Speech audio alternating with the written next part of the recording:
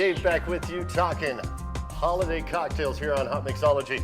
I got David Mays with me, the whiskey professor for Jim Beam and their bourbons. Yes. What makes you the whiskey professor? Years of study. I've spent a lot of time on that side of the bar.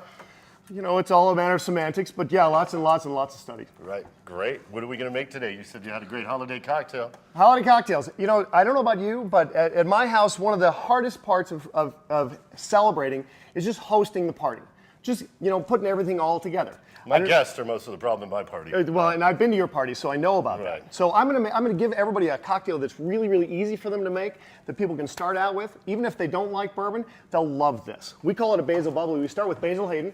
Who doesn't like bourbon? But I think they're crazy if they don't. It's an 8-year-old, 80 proof. We just put a little bit, maybe an ounce in the bottom of a champagne flute. Really, really easy, just like that. Now, Basil Hayden is one of the small batch bourbons that Jim Beam has. Like you said, 8 years, 80 proof. So it's a spicier bourbon. A little bit. It's got twice as much rye in it as the others in the collection. So it's a little bit of spice, kind of like white pepper spice, but really, really nice and light. Mixes really well. We top this with some sparkling apple cider. Now, does the sparkling apple cider have booze in it or not? Nope, non-alcoholic. So this is actually really great. You know, you have mimosas and things that in the summertime when you're doing brunches. A lot. This is a really for breakfast every day, really. Breakfast, this is lunch. actually a great alternative to that. So you can start this. Start the day with a basil bubbly. So I take an apple slice, clean them up nice, dredge them a little bit in a little bit of cinnamon. Just the apple. Put that on there, just like that. Nice. We'll put one more in there. It's a good looking drink too for the holidays. Easy to make. Really, really easy. It's got some red in there. You got some cinnamon. You got some basil bubbly. Really, really nice and clean. Wow. And there you go. How easy is that? Salute. Try it with me. Salute the basil bubbly. Cheers. Nice. Bump my nose on that. Wow, that is nice. It mixes well with it. I told you.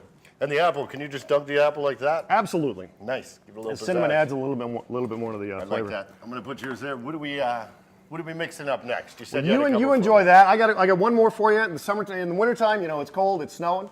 It is snowing. Actually, it is snowing right now.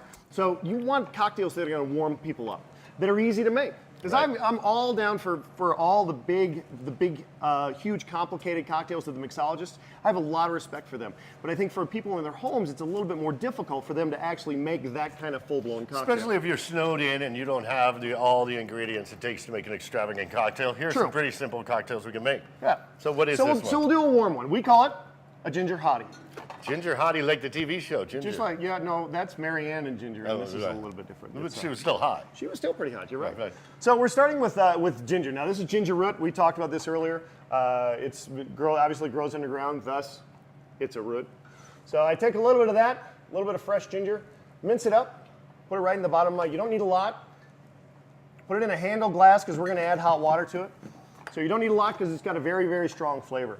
I'm going to put a half of a slice of lemon. I'm going to put a dash of Canton liqueur in here. Now this is Canton's ginger liqueur. It's a ginger liqueur. It's obviously a beautiful bottle. You'll see it behind back bars around the country.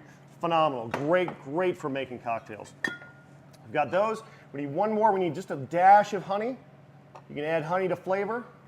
Just a little bit of sweet. I'm pretty sweet already, so I don't like to add too much. Would you hand me the Knob Creek, please? You bet. Knob Creek we're using instead of the basil? Yep.